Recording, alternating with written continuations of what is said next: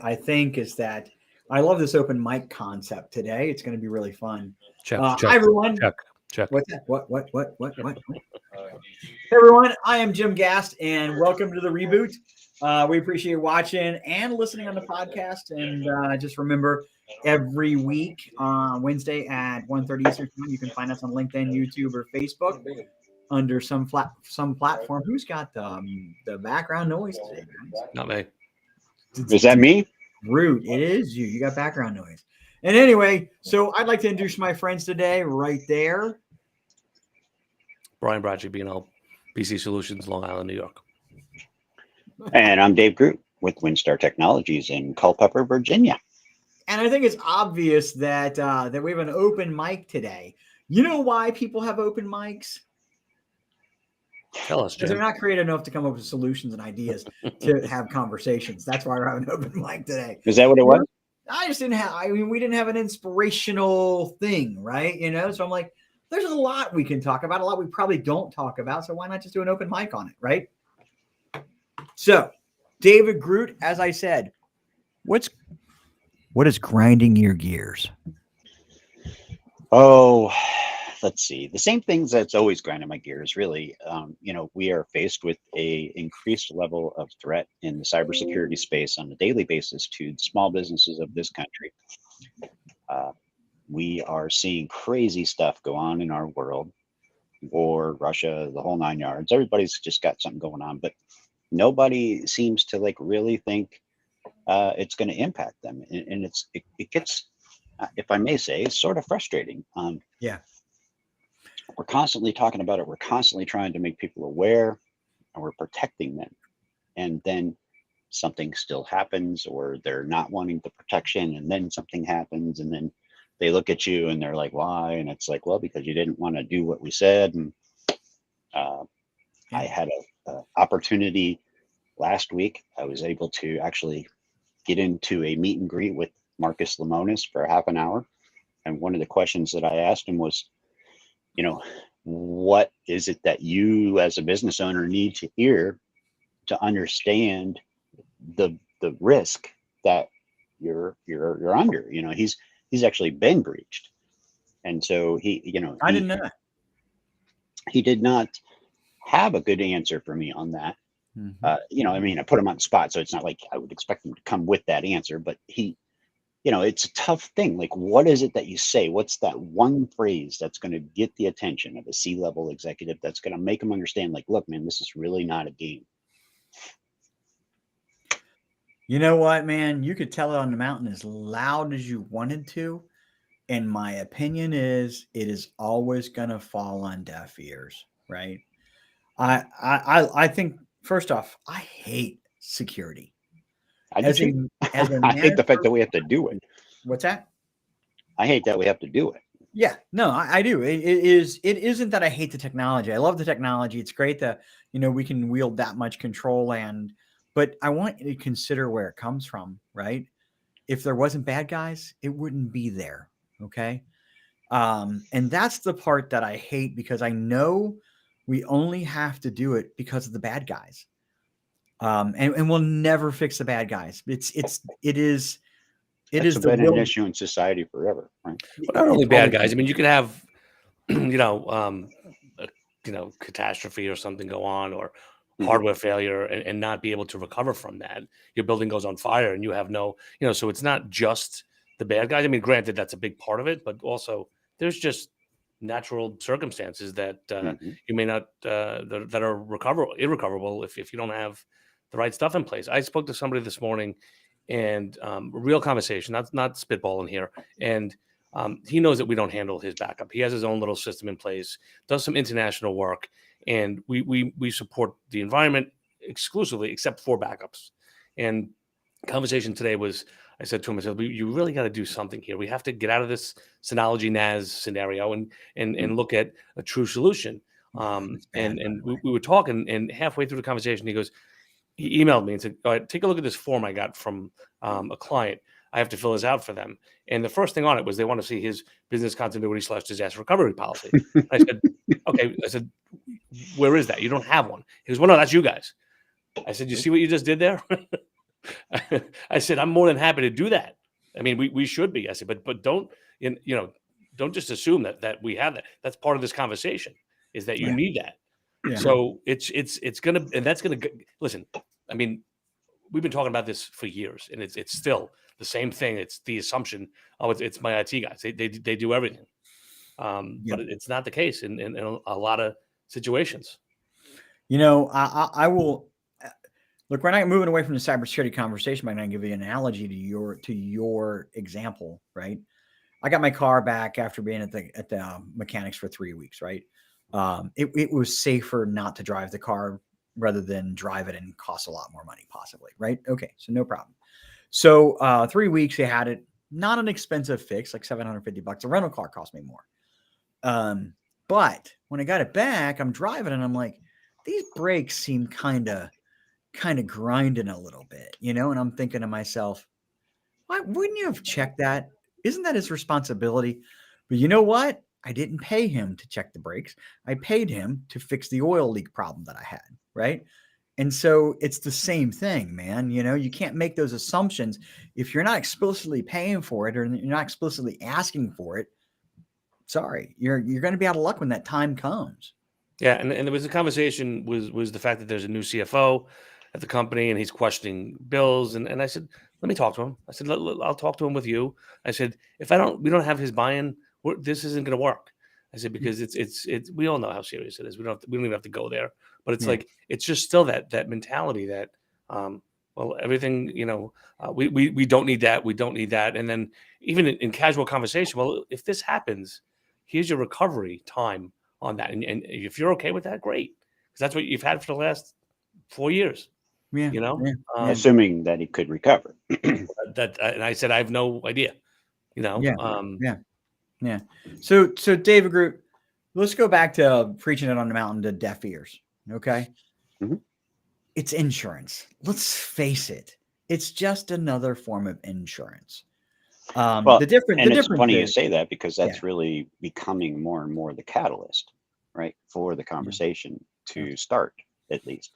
I can't tell you how many times we get calls. Do we do security awareness training, or do we have EDR, or can you look at this policy? And that's the one thing that has brought that to the forefront.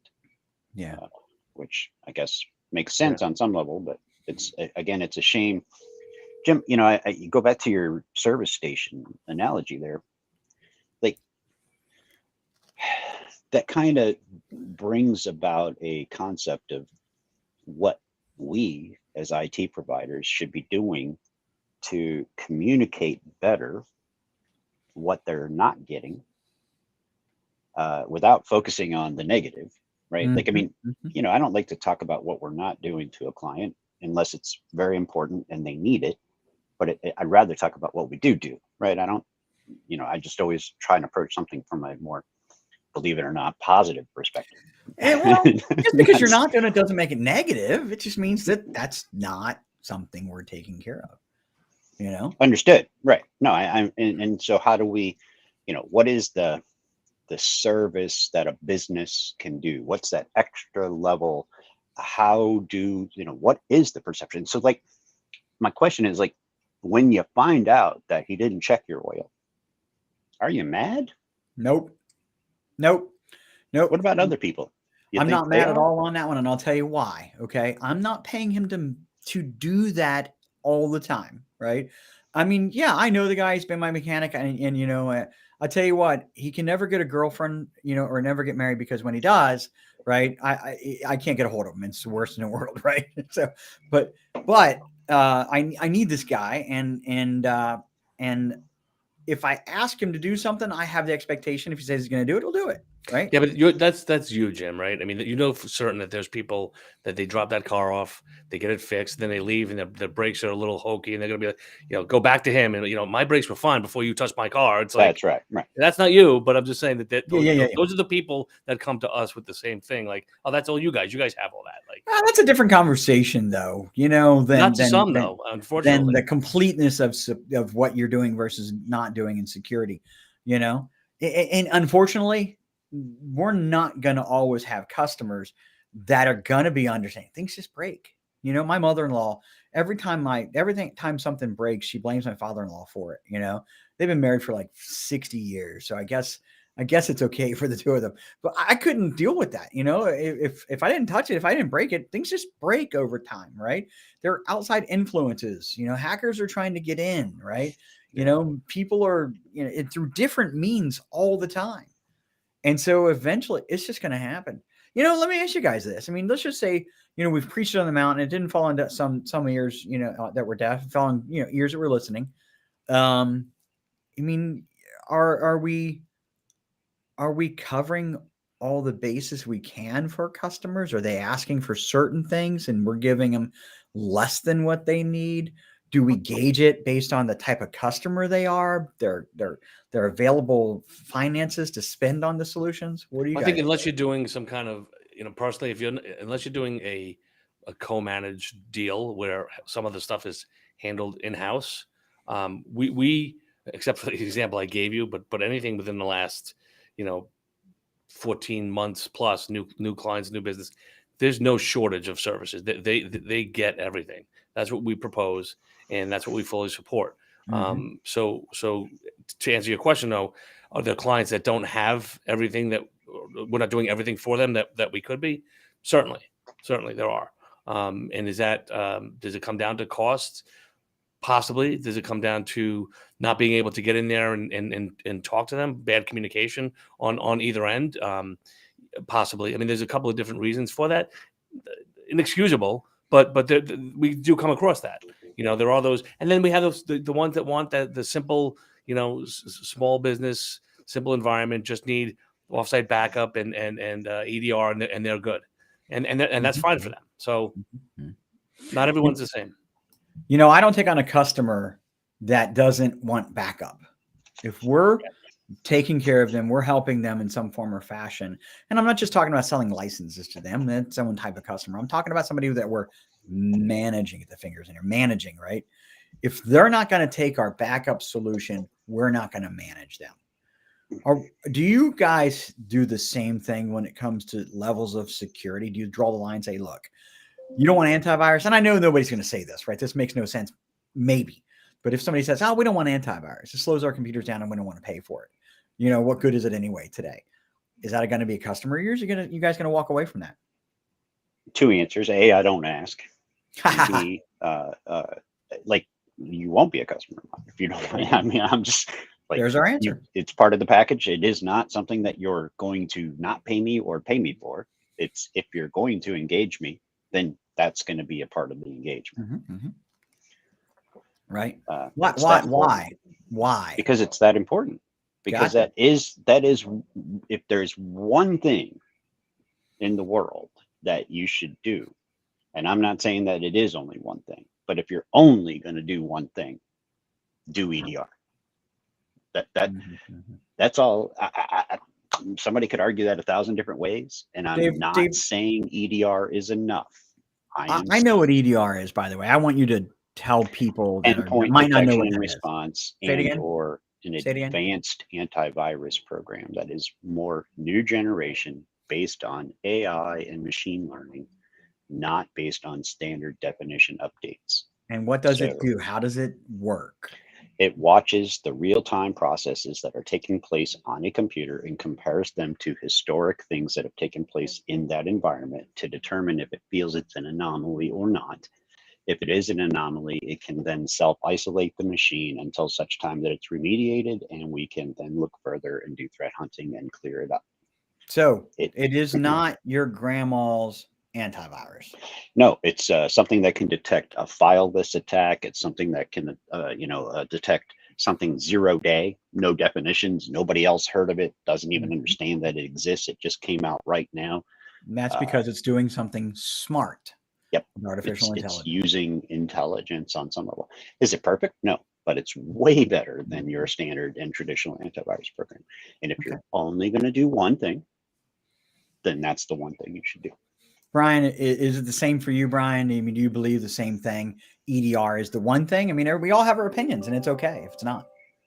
Yeah, I mean, I would definitely agree with what David's saying, and zero trust is another big ad. Like, I mean, Yeah.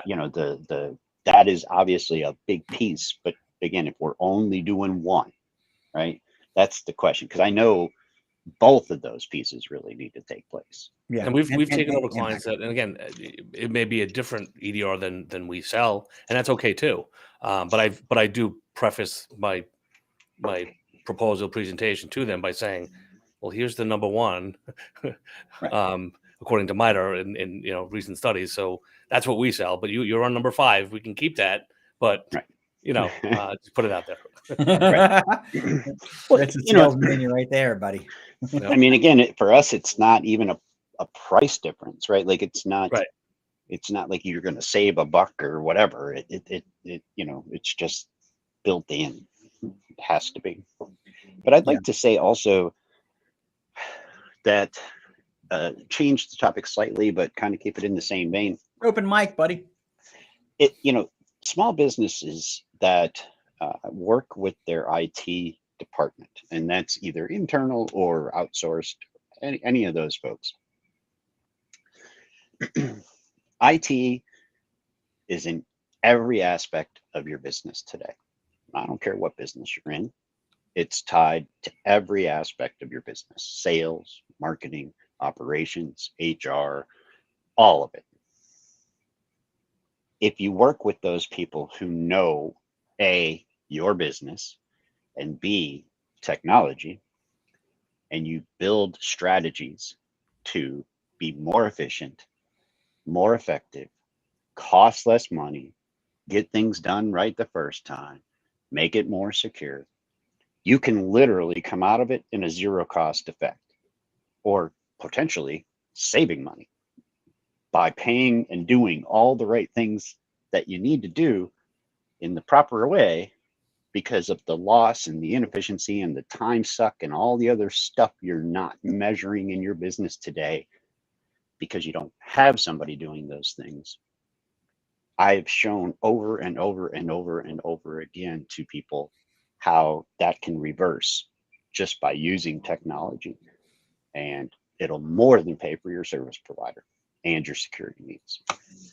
I'd like to add to that, and I have a really good example of it. We walk into many of businesses. This isn't even managing something. I can walk into a business, grab their internet bill, okay, based on their internet bill, say, yep, you've got enough bandwidth, you don't have enough bandwidth, or you're choking, your phones are having a problem because of this, that, and the other, because they're running over that bandwidth, and or you're spending too much money because you didn't know how to negotiate your agreement. Right. And that's what a managed service provider can do. I mean, I have a client right now who has 6 different companies, 7 or 8 locations, 7 or 8 internet providers, all under broadband, under bandwidth, all priced too high, separate phone systems, separate phone numbers, separate everything.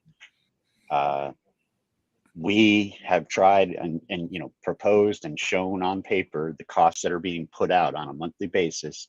If they were to consolidate that, like you just mentioned, and then bring in, and we could set them up with a new PBX, and it would be a central phone system for the whole company. They could use 12 phone lines, and that'd be it, whatever. Over and over and over and over again, and they just it's different, and so Yep. they can't get their head wrapped around it, and therefore it must be a lie. Yeah. And so they just keep paying what's been traditional and standard. I mean, maybe not, maybe it's not that, but It's change. It's change. Let's call it change for conversation. Okay. We'll be nice. we'll be nice.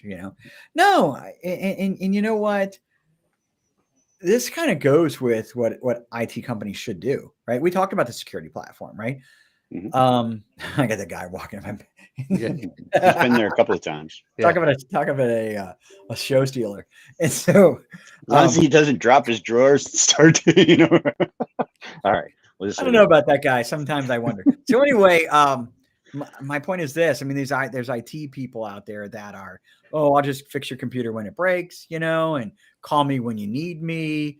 Oh yeah, use antivirus. I'll put in some antivirus, and it does what it does, and I'm not going to keep an eye on it when it needs work. Yeah, I'm going to check on it because, you're telling me it needs something. you know, and we'll update your computers once a month because, well, you know, we have to. And then there's people that manage, right? And management can mean, well, okay, we're going to patch. Why are we going to patch? Well, because we're told to, or we're going to patch because of security, right? We're going to keep things running, but we're not going to provide the best inbreed security, you know. And then there's the IT providers like us, okay, that look at that as a responsibility to run the IT and security for a business. I also look at it for efficiency, like you were saying too, and cost optimization and so on and so forth. We meet with our clients to do that. And I would say, Dave, what you're saying is that you don't want to be on the other end of that spectrum because that's costing you more.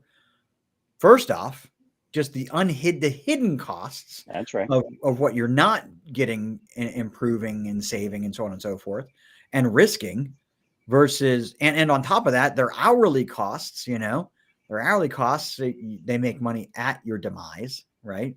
So if something goes wrong, they don't share in your demise, in your loss, you know. That's the line I love. I use that line all the time. Well, I When think, Jim, a you lot ever- of the stuff that we do, the EDR, the business continuity, the backups, none of that, at least for us, is just set it and forget it. We don't drop it in and just Nope. kind of walk away and it's self-sufficient. Every day I got somebody that goes through the entire backup fleet, SaaS backup, on-site backup, off-site backup. Once a month we do virtualization testing. EDR is constantly monitored and updated. We're creating exclusions, policies. Same thing with business continuity, cybersecurity policies. We write them, we calendar and mark them to review every quarter. So it's you're getting a service. You're not just getting a product that gets dropped in and is self-sufficient. You're investing in a team that's going to provide a service. You know, exemplary service is the goal, right? And it's you know, there's a lot to it. Yeah.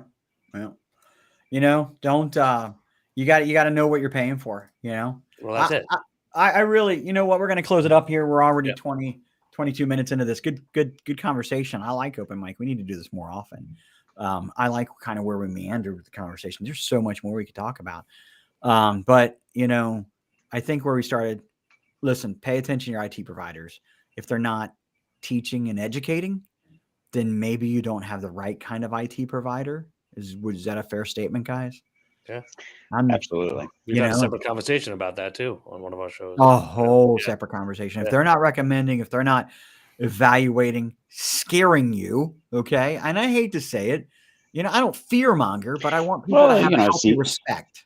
If they're not kind of pissing you off from time to time, like I hate to say that, but it's like, what do you mean my 5-year-old computer is not fast enough? It's like, you know, when you're paying somebody $26 an hour, and hey, by the way, it's hard to find staff these days.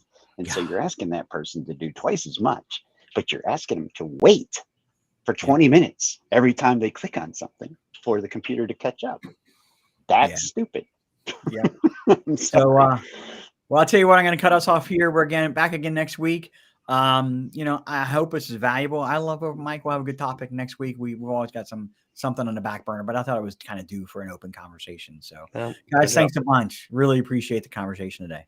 Amen. Cool, guys. Everyone, take care, and we will see you next Wednesday, 1:30 Eastern time on the Reboot. See ya. Yep.